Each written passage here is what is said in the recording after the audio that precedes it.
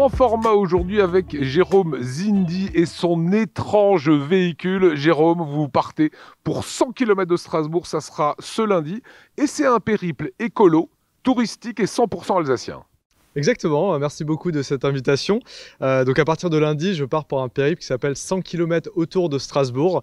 Je vais sillonner l'Alsace en 23 étapes, mais pas n'importe comment, comme vous l'avez dit, avec un vélo électrique original puisqu'il est équipé d'un panneau solaire. Alors justement, faut nous le décrypter, faut nous le présenter, ce vélo tout à fait étonnant, parce que vous m'avez dit qu'on peut le brancher, c'est pas la finalité, mais vous pouvez vous brancher comme une voiture électrique. Exactement, ou plutôt comme qui dirait comme un vélo électrique, puisque c'est l'objectif au départ. Donc en fait c'est un vélo qui a été électrifié par un spécialiste du voyage électrique à vélo. Et du coup c'est un tandem au départ qui a été électrifié, on a mis un moteur dans la roue arrière, il y a des batteries comme un vélo électrique classique, donc ça sert de vase communicant. Et l'objectif c'est que évidemment on n'ait pas besoin de se brancher sur le secteur et que ce soit l'énergie du soleil qui nous procure cette énergie dont on a besoin pour avancer. Alors moi j'adore l'intitulé du vélo, hein, vélo électrique à propulsion solaire. Exactement. Voilà.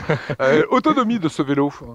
Alors l'autonomie a été renforcée justement, c'est l'objectif d'être un vélo vraiment conçu pour le voyage. On est sur 150 km d'autonomie. Donc l'avantage, c'est que je vais faire des étapes d'une 60aine de kilomètres. Et effectivement, on peut avoir un temps un peu gris comme aujourd'hui, un peu maussade. Ce qui fait qu'aujourd'hui, le panneau va quand même produire un petit peu, mais pas suffisamment par rapport à ma consommation électrique. Alors évidemment, moi, je vais ajuster. Je vais beaucoup plus appuyer sur les pédales et moins utiliser l'assistance. C'est aussi évidemment le but, hein. Si demain j'ai du soleil, je vais pouvoir rattraper l'énergie que j'ai consommée aujourd'hui. Donc il y a aussi une gestion effectivement de cette énergie et cette recherche d'autonomie évidemment sur ce périple. Alors vous partirez lundi matin devant la cathédrale de Strasbourg. Vous allez à la rencontre des petits producteurs. Exactement, c'est vraiment l'objectif. En fait, moi, j'ai voulu au départ réinventer ma façon de voyager.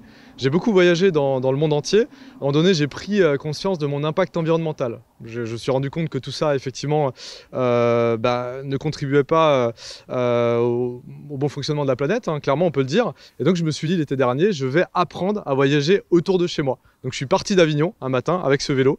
Et ça a été une révélation, parce que j'ai vécu un des plus beaux voyages de ma vie en étant toujours à maximum 100 km autour de chez moi. Alors on va rappeler quand même que vous n'êtes pas en terre inconnue, hein, puisque vous êtes alsacien, vos parents sont toujours en Alsace. Alors oui, mes parents sont alsaciens, donc je suis né à Mulhouse, j'ai grandi à Flaxlanden dans le Haut-Rhin, et étonnamment justement il y a plein de parties d'Alsace que je ne connais pas.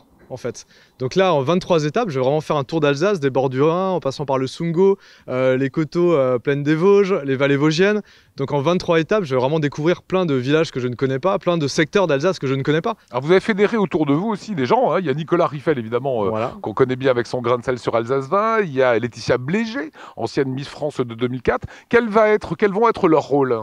Alors leur rôle déjà, il est ancré depuis le début, puisqu'ils soutiennent le projet, donc c'est aussi ce qui a permis de construire le projet.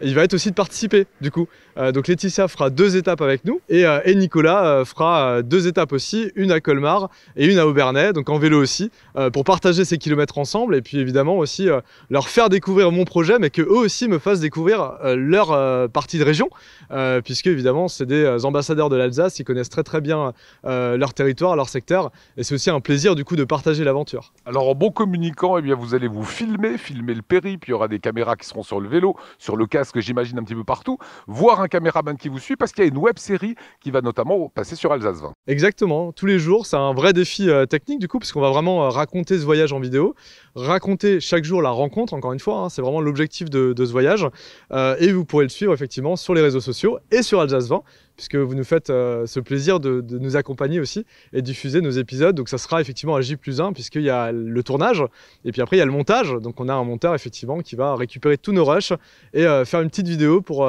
partager notre périple au plus grand nombre. Et c'est le but, hein, c'est de fédérer autour de notre belle région et de nos producteurs. Et dernière question pour conclure, qu'est-ce que vous attendez de ce défi écologique ?